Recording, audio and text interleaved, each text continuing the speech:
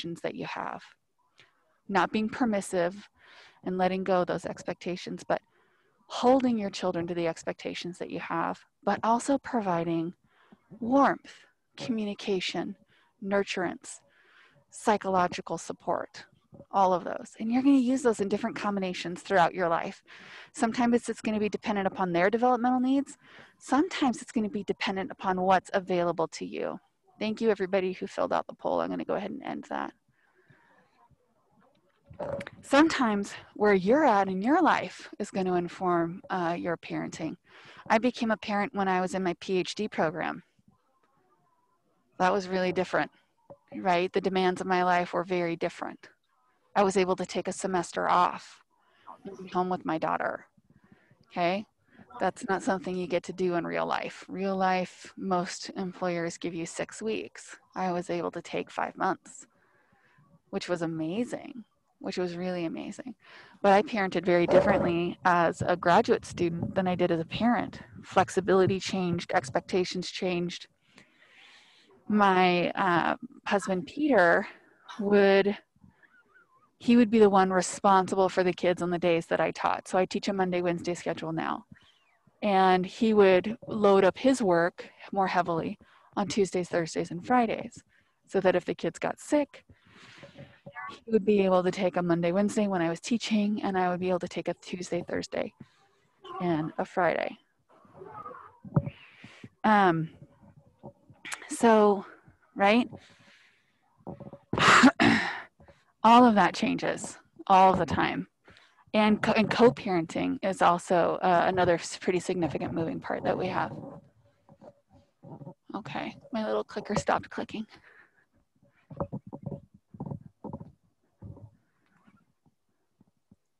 Oh, because I touched the other one. How is anxiety a product of nature and nurture? Well, there's the biological component of anxiety. That's that response, that sympathetic response, that fight, flight, or freeze that we have that happens naturally. Anxiety is partly in there. And then that would be the nature. And there are certain individuals, we're going to talk today a little bit about personalities and the biological component of personalities, and that is called temperament. And temperament tends to contribute to anxiety as well, right? The ability to soothe, the ability to regulate. Some people need to be more proactive than others. Not good, not bad, just different, okay? When it comes to nurture, you can become conditioned, right? You can learn, right, from experiences in your environment, interactions with people in it, to be anxious. One of the things that I used to do is that when my daughters would fall, when they were younger, I would stop and I would look at them and I would wait to make eye contact and I'd be like, "You okay, dude?" And most of the time they would stand up and they'd be like, "Yeah, I'm fine." You know, I had other examples, right, from parents where their child would fall and you know, and maybe cry out, not be crying, but be like, "Ah." And parents would go running to their side and be almost histrionic themselves, be like, "Oh my God, are you okay? Are you okay? What's going on? What happened? What happened? What happened?" That is the kind of environment where anxiety is going to amp up, right? What if that kid was totally fine, then all of a sudden the parent's freaking out? Kids read us, right? They use us to give cues and clues to what's happening in the environment. So they're going to possibly escalate. Okay, they're going to possibly escalate, resulting in them becoming increasingly upset. So when you think about this and you try to understand nature and nurture, they both contribute to anxiety. Okay, you could have a predisposition. You could have a very low predisposition genetically, but then have an excitatory response system. The other thing that we run into when it comes to nature and nurture is trauma responses. Triggers is the language that we use quite a bit in our culture right now. Triggers elicit physiological responses because they release memories, because they activate memories. And so what happens is that in order, like the triggered response is, I'm in my environment, something happens in my environment that cues up a memory for me, and that memory changes my physiology. Okay, so when we think back to the emotion processing theories, right, we think back to Cannon-Baird, James Lang, and those people. All of them sort of help us to understand that emotional response system. Sometimes for individuals beyond their consciousness, they could have a physiological response and not know what it's about, right? And that's why that cognitive labeling that Schachter and Singer proposed is so important. Because when we cognitively label, right, we're better to understand what exactly is happening. So for a lot of people, especially with PTSD and other trauma, in treating them, we have to help them figure out what elicits the response and what the response actually is. All right, what was Erikson's biggest input into social emotional development?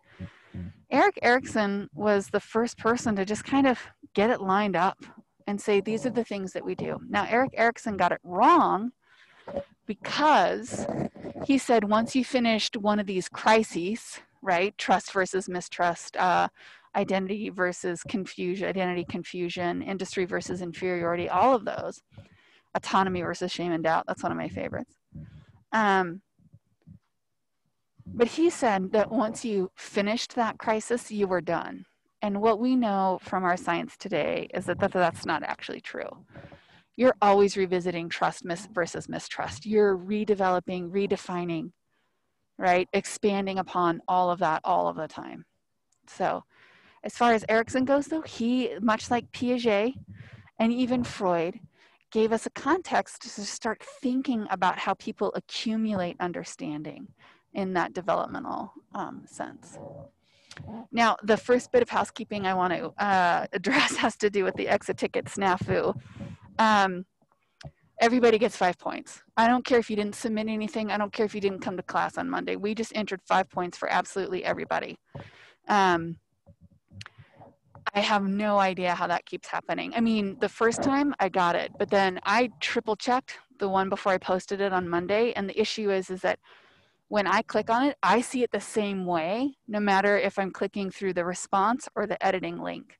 So I ended up opening up a wholly different browser, clicking on the link that wasn't connected to my cookies, right? And hopefully today's will go off without a hitch, but that was definitely my fault. I appreciate everybody who emailed me, who worked hard to try to get the questions answered. And I apologize for any unnecessary stress or strain that caused you, but there you go, 5 points for everybody. Weekly summary, week 5 for extra credit, that opens today at 2:45. We also have the unit essay. It is graded, and you'll see that right after class, because the unit 2 essay opens up today. Remember that there was a discrepancy between what I'd said in class and what we had on the syllabus as far as due dates for the unit essay. So we are going with the furthest out due date, and you have until Sunday to complete the unit essay. As well as Friday, full points for the extra credit weekly summary, or Sunday for partial credit. The practice midterm will also be available today, and it will be available from now until the end of the semester. You're going to be able to take it twice, and only twice, okay? We want to simulate the final as much as possible. The reason why I'm giving you the opportunity to take the practice is for you to see what kinds of questions we ask and to see what it feels like to be timed. We have it set up, so it's 65 questions and you have 70 minutes to take it, okay? You'll be taking your final from wherever you want to. It obviously will be open book, open note, and however you get that set up for yourself. That is not what I had intended originally. That is not what I had intended originally. I'd originally intended for us to take it in here, but I can't trust the Wi-Fi, okay? Kai had asked how many unit essays where there'll be. There will be 4 because we have 4 units. Any other questions about these topics? So the actual midterm is open book, open note. Yes, the actual midterm is open book, open note, and the final is open book, open note. There's no other way for me to do it. There's no testing center. I'm not interested in having you guys pay fees for proctoring, and I can't trust that the Wi-Fi in here will be effective. Correct. The unit essay will not post until the end of class. The midterm only covers content that we have covered so far. The midterm will not give you a score. You'll be able to go in and look at your questions. You'll be able to see how you answered it and the other possible options, but it's not adding to your overall score in the class. Personally, I would start studying now. I would start studying now. I would start doing my part for myself in creating reliable resources. Okay, I personally would be using the ARGs in order to inform, and I would also be using my concept checks. You can go into your grade book and open up your concept check and see which questions you got correct, which ones you got incorrect, and what the other possible answers were in addition to the one that you chose. I do not give you guys what the correct answer is. The reason being, too many students rely just on that memorizing the question and then memorizing, you know, ABC or whatever the answer is. And we have, just for the midterm alone, we have a 300 question bank. So a lot of those questions are just simply reformatted, tweaked a little bit, and I don't want you to rely overly on just creating that singular association. It'd be better if you figured out what didn't work and then worked on that from there. The midterm will be available today at 2:30. Questions will be pulled from all question banks, including ones on the concept checks. Yes, the midterm is just practice. Yes, the midterm is just practice. It is not required. There is no due date. There is no due date for the midterm. The grades for the first unit essay will be posted after class. I will not be reviewing questions on the practice midterm. It's something that you're allowed to do on your own. Yes, you're allowed to take it twice. Yes, it is all multiple choice. Correct, the midterm will not be graded.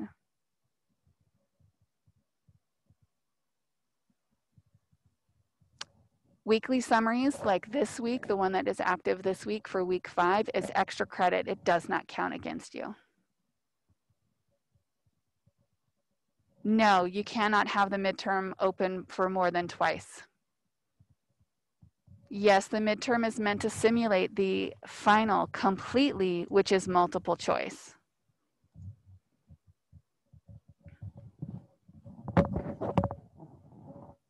Any other questions?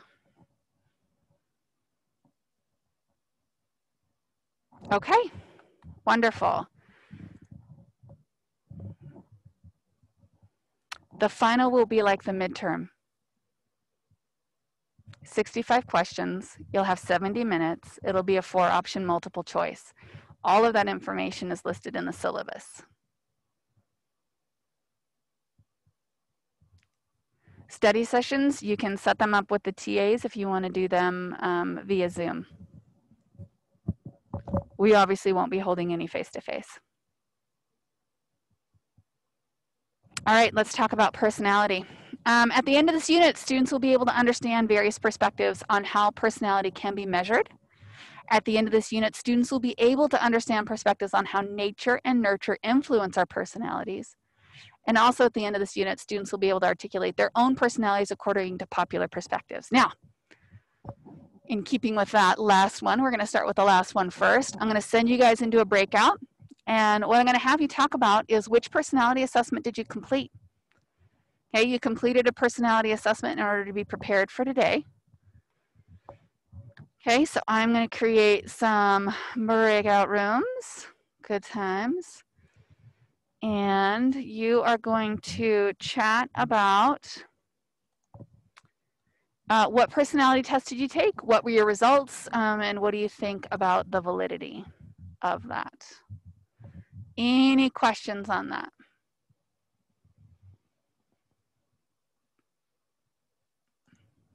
Okay. All right, your breakout rooms are open. Last person in speaks first.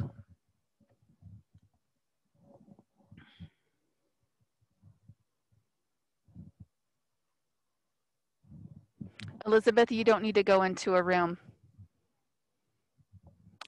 Would you keep a list of the people that don't actually go into their room for me? Thank you.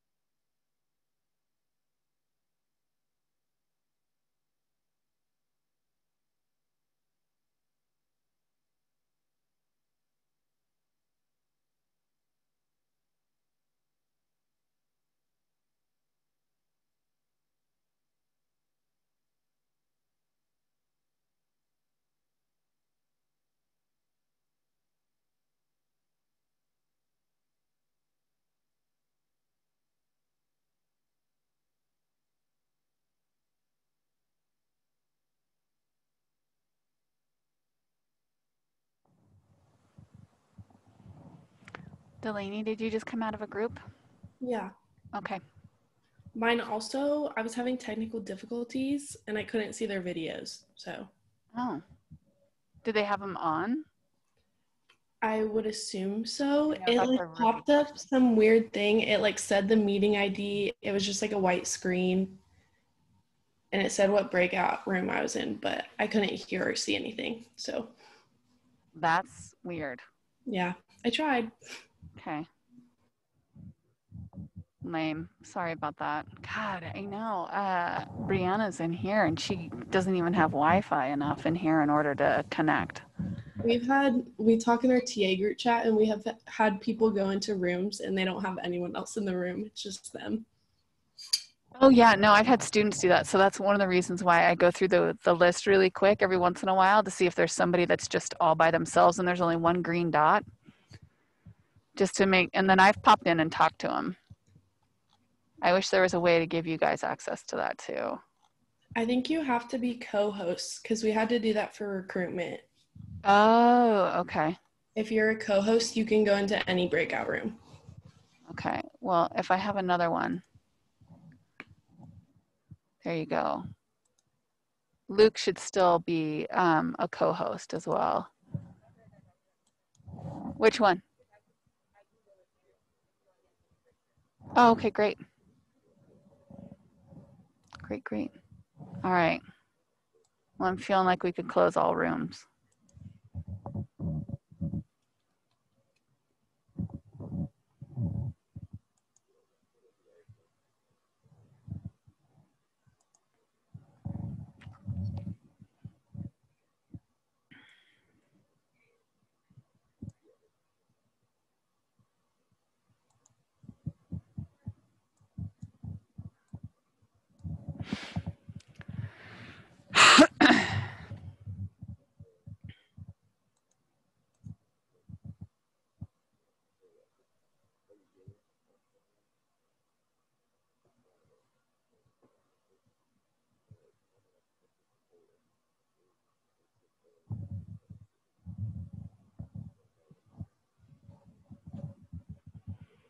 Okay, we still have a few groups out in chats, which is great. Good conversations are always nice.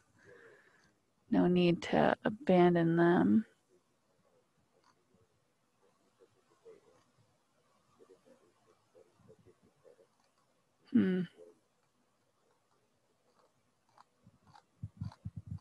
All right, everybody should be back in here now.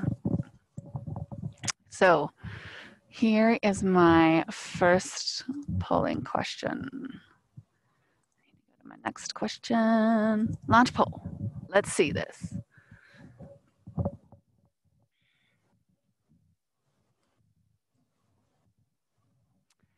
Okay. Oh. All right. We have 30 more people that we're waiting to get on our poll here real quick.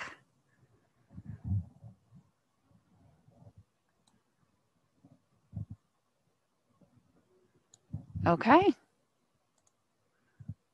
So here's how our class ended out, right?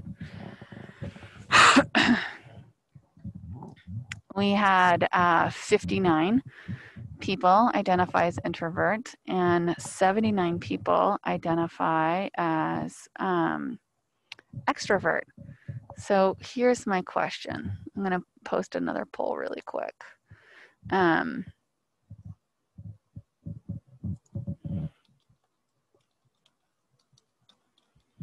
Right, so that split is about what we see.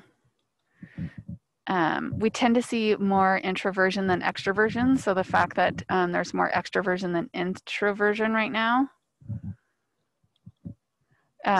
is a little bit surprising, but a lot of that has to do with age, right? Because even though personality is believed to be sort of a static thing, something that might evolve but doesn't necessarily change. Like you end up on one course and you stay on that one course.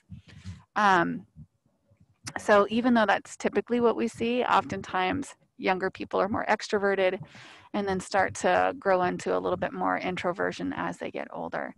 So here is the next question.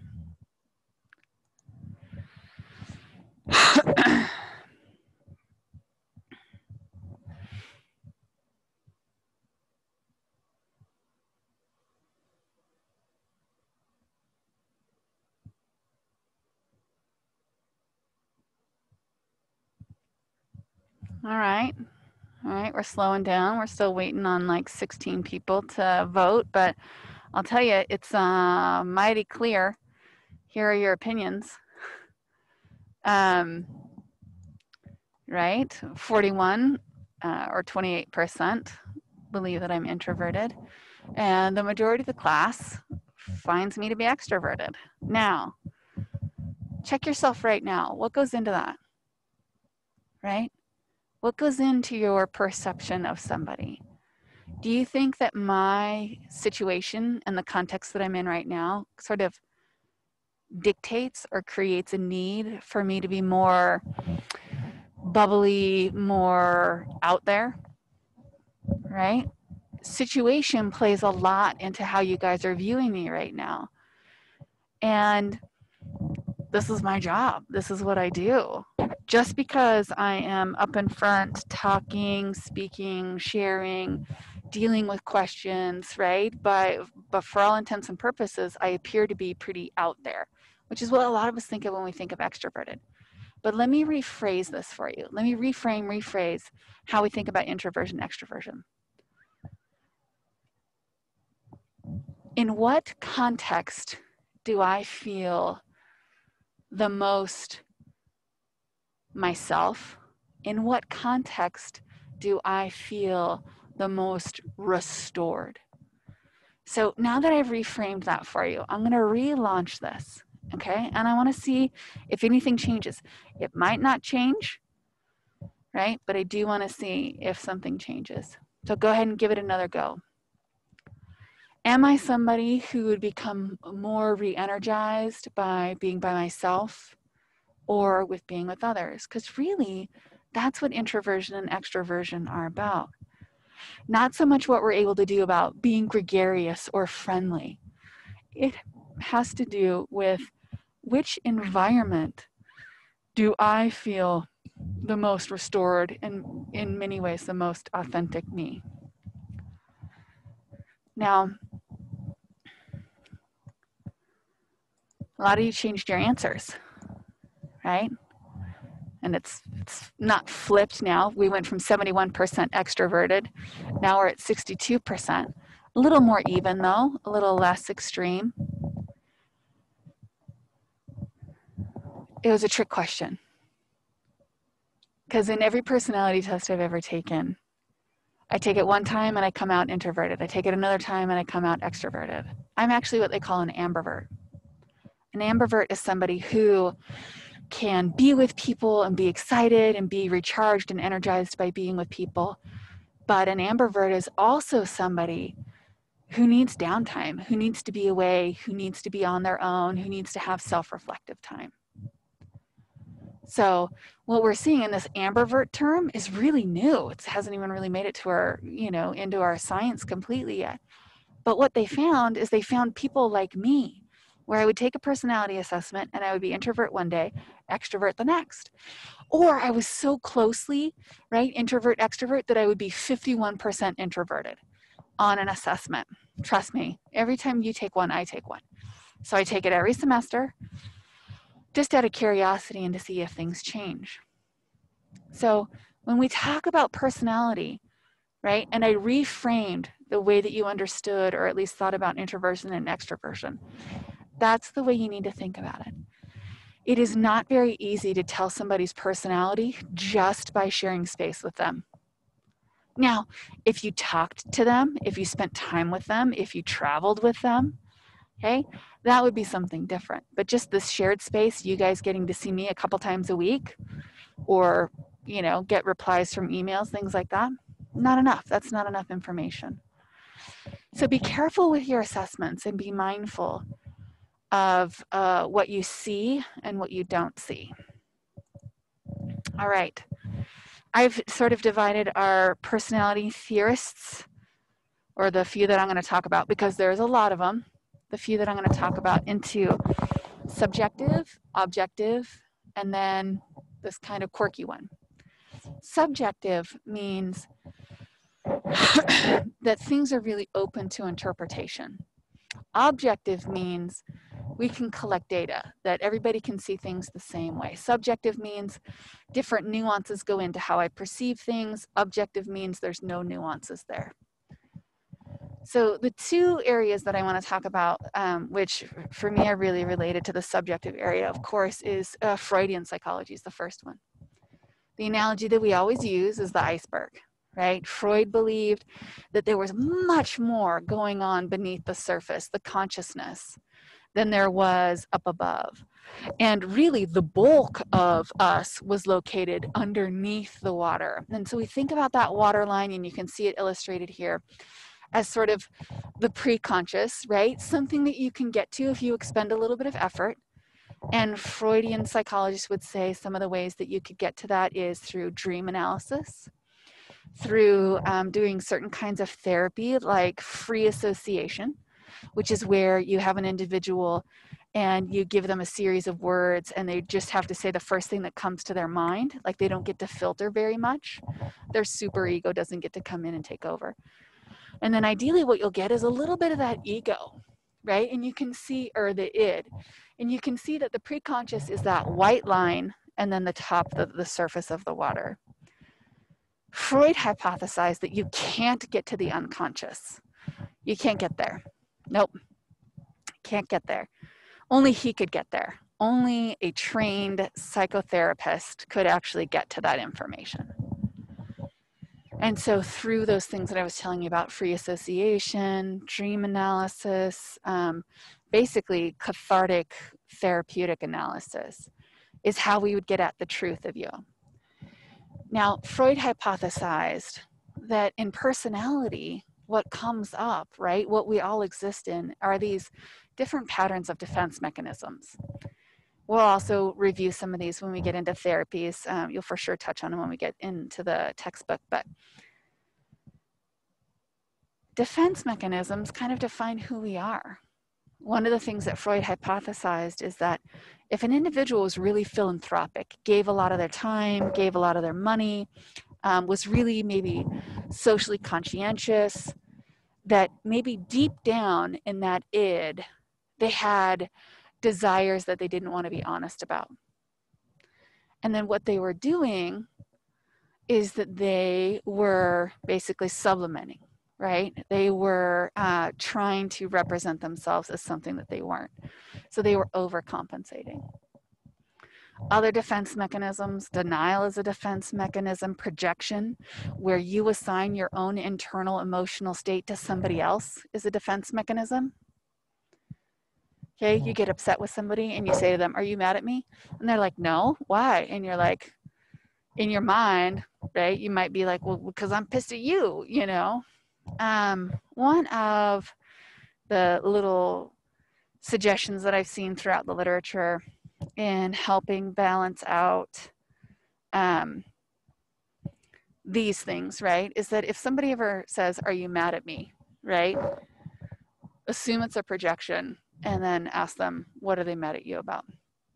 So you see the superego runs the length. The superego is what we call the moral majority, right? It's the moral principle. It's the one that's in there saying you should not. It's culturally constructed, okay? Everybody's superego, depending upon their culture, is different. If you come from a very heavy religious background, that is going to be a big part of that superego, that moral majority. Okay, this is the referee. This is the one that is trying to make you stay in line, ensure that you still have resources. Okay, the id is this, I think of it like the Tasmanian devil of desire, right? Just rolling around, wanting what it wants, when it wants, and how it wants it. Okay, but you can see that the id is below the preconscious. It's close to it, but it's below the preconscious. And then the ego is just above the id. And the ego is part of consciousness. It's what we represent to the world. Okay? So the theory is that the superego and the id are doing battle all the time. And when we get into psychotherapies and things like that in the coming weeks, we're going to learn about how this fighting can result in a lot of stress, anxiety, and depression, or at least that's their hypothesis. Personality-wise, right, your superego and how effective it is going to dictate how you represent different things, how you represent your caring and your understanding and your relating. How adept are you at putting somebody else's needs first in a partnership? So when Freud talks about personality, they believe in this trifecta of the three, the id, the ego, and the superego, and that the majority of who we are is just a representation of the conflict between our id and our superego. Now, Jung, in sticking with our iceberg analogy, Jung was a contemporary of Freud. He showed up after Freud. And he didn't like Freud. He just thought Freud was focused too much on sex. It was too sensational. One of the reasons why Freud was so memorable is because he was of the Victorian era where people wore clothing that went all the way, women specifically, wore clothing that went all the way up to their necks and dresses that went all the way down to the ground. You know, they didn't wear pants because God forbid, you know, that women, you know, legs met into a certain area. None of that was appropriate, right? So Freud was so sensational because he was like, guess what, right? These cultural rules, you know, these hidden desires that we all have, right? That's why he was so sensational, is because he was of a very conservative time. So Jung rolls up and he's like, you know what? There's too much focus on sex. I do like this idea of the unconscious. I like this idea of the unconscious. He really believed that there were things that we didn't know. But Jung was exponentially more positive. He also believed in this additional piece called the collective unconscious. And if you look right here along the bottom below the iceberg, the collective unconscious, or the collective unconscious, yes, is this river of knowledge that we all share. And Jung hypothesized that when we slept, we tapped into that. And that who we represented on our day-to-day represented different archetypes or different roles throughout life. And I'm the archetype of the professor, right? This is the archetype of the arena. You're the archetype of the student, right? Knowing all these contexts from the collective unconscious allowed us to understand how to behave in them. So when we talk about personality, when we talk about Jung, he really believed that we were exercising these archetypes and that everybody had access to the same ones. So these are both under a subjective because these are very open to interpretation, okay? Very open to interpretation. In fact, some people would say that some Freudian psychologists take liberties and tend to be abusive with their interpretation and controlling. One of the idioms that we say about Freud is that he was a double-edged sword. You couldn't say, no, I'm not interested in sex, because he could claim that that was a denial. Well, clearly you're not going to admit that you're interested in sex because your superego is taking over control and won't let you admit that. Okay? So when we think about these guys, right, they're subjective in that anybody looking at it could interpret these in a different way.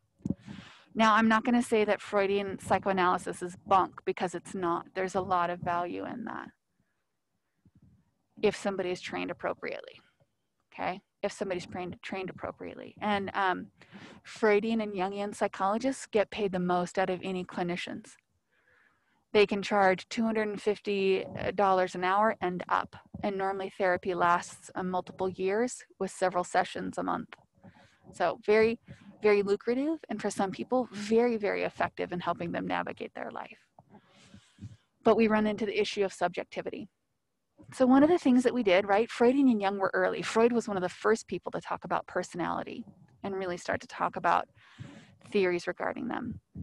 After Freud and Jung, we had objective theories show up. And I'm going to talk to you about learning and biological as well. Learning theories of personality basically say everything that we talked about last week, was that You are built and constructed through associations. And those associations are either taking things that were once neutral and creating value associated with them, or it could be the case that your patterns of behavior were reinforced, and that is what helped accumulate into a personality. So if we're thinking about my, no, let's do something different. So N, F, J. So I'm an INFJ or ENFJ pretty consistently. Sometimes I am a J and a P. So let's say feeling, okay?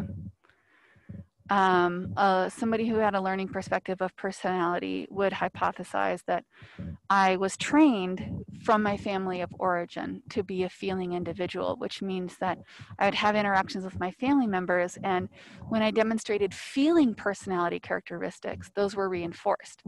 Parents provided me with attention. Maybe a sibling was more engaged or affectionate. That basically I developed that personality through a series of reinforcements and different conditioning. Biologically, I mentioned this earlier when I talked about temperament. When babies are born, they have a certain kind of temperament, and we refer to it as the ability to be soothed. Some babies are soothed very easily, which means that they could be crying, they could be picked up, they could be comforted. Some babies do not soothe as easily, and they end up being more upset over a longer period of time. So when we think about the biological perspective, right, when an infant is born, we can actually test for temperament within, I would say, hours after being born. And that this is pretty consistent, much like attachment, right? From 18 months to 25 years, we've been able to track temperament, and we see how people's temperament informs their behavior later on. Well, temperament is also a factor in attachment. And we know that attachment is a factor in later life behaviors as well. Okay, so all of those things interconnect, and they all contribute to personality. But if personality is this enduring set of characteristics that we participate in, independent of context, okay, independent of context, that's why assuming that I was extrovert was a little bit tricky, because you only see me, the majority of you only know me in this context. Okay, but getting to understand me in other contexts and things like that would also highlight those pieces of personality. Now, trait theories. A lot of you talked about this in your Unit 1 essay, the 5-factor theory. You can either spell ocean or you can spell canoe, whichever one works for you. Trait theorists, right? So I told you that we were talking about subjective earlier, and this is objective because it's measurable, okay? We can measure temperament. We have an objective scale for temperament.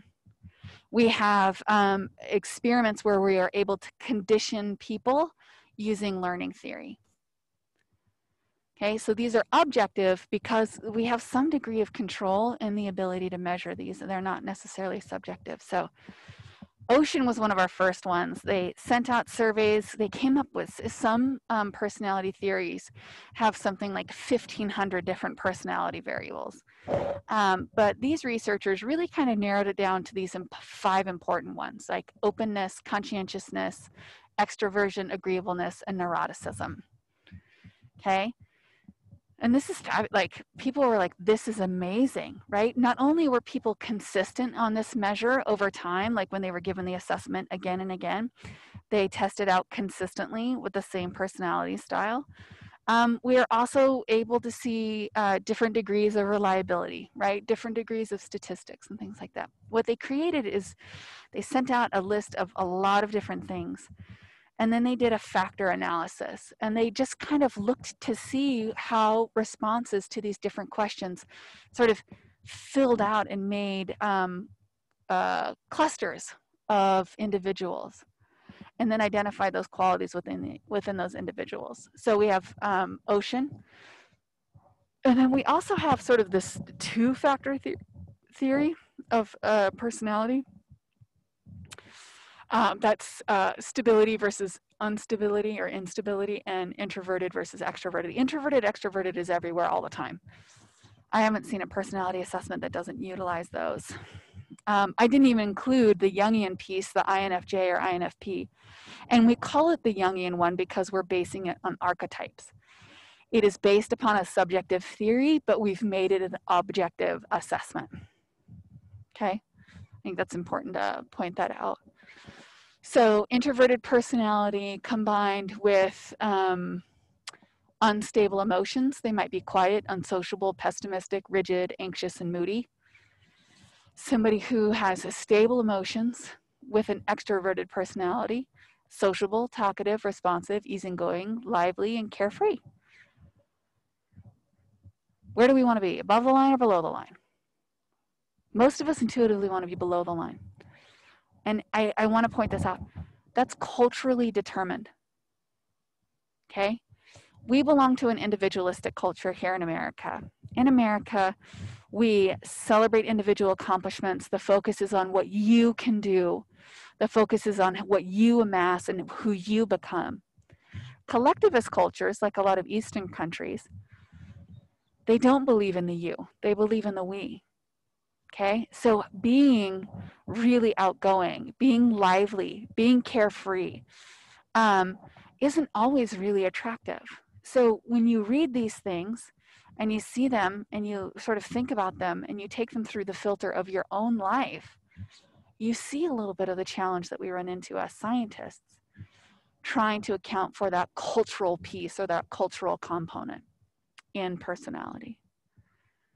So we have subjective personality theories and we have objective theories. Okay? The Jungian version of the personality test is an objective assessment based upon a subjective theory. And that's the 16 personality ones, the INFJ, INFP, ENFP, INFJ. Apparently my personality trait is like 2% of the population. It's a small percentage. I'm a unicorn. I'm not really a unicorn. All right, so I want you to look at this really quick. This was the last theory that I wanted to talk to you guys about. And if you would please just kind of pop into the chat what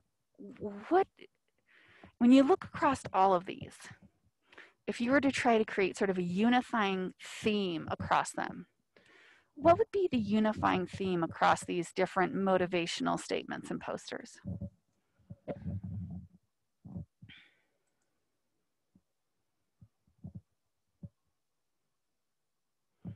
Positivity and empowerment, keep pushing, reaching goals, motivation, positivity, self-motivation, driven, encouragement, keep going, don't give up, positivity, positivity, positive reinforcement. Okay.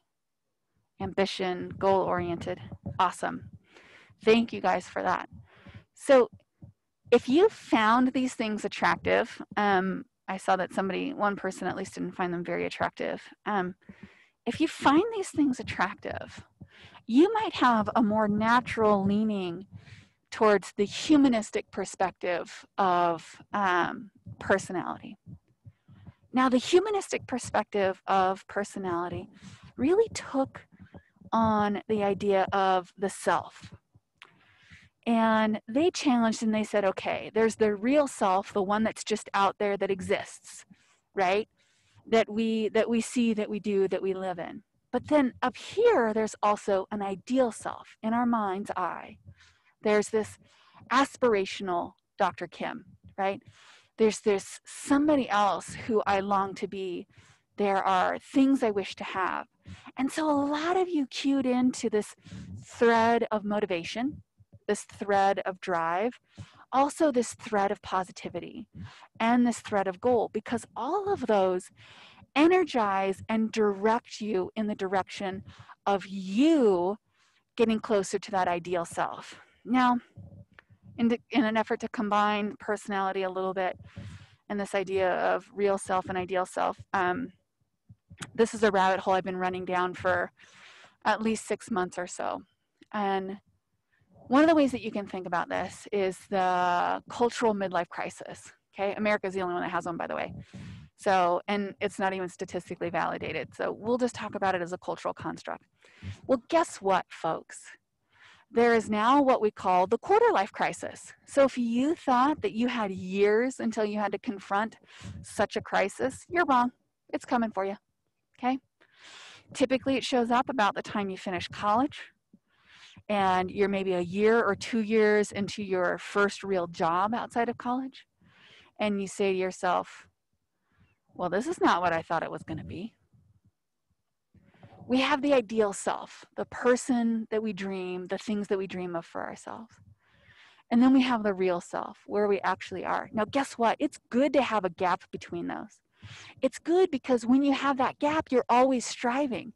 You're always moving towards things. You're staying positive, you're staying motivated, you're not stagnant.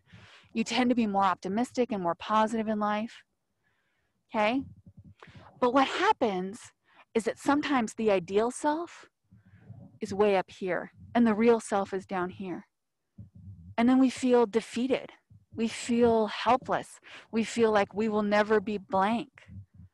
What the humanists say is that what we want to do is we want to be realistic. Okay? We want to have a gap between the real and the ideal, but we want them to be close enough that we can still strive towards that we can still move towards that. So the idea behind the crisis is that we're at a reflective point. I'm 46 years old. I'm at a reflective point. Some of you might be 25, finishing up your senior year, whatever. At a reflective point where we're taking into consideration this gap. Now, depending upon how big that gap is, really dictates our quality of life, how we treat other people, and how we feel about ourselves. It's not as simple as just changing what this is. So this is what happens in our culture very often when somebody's experiencing the sort of 40s midlife crisis and the gap is big, they do radical things like get a divorce. Okay, they change the real, they get a divorce, they buy a red car, they date a girl that has big boobs. Okay, that's our cultural stereotype, right? Anything to get you towards that ideal. What these philosophers and psychologists are going to say is that, you know what, you bet your ass, get your ass in gear and start having the life that you dream of. But while you're adding things to your life, you also need to calibrate what this is.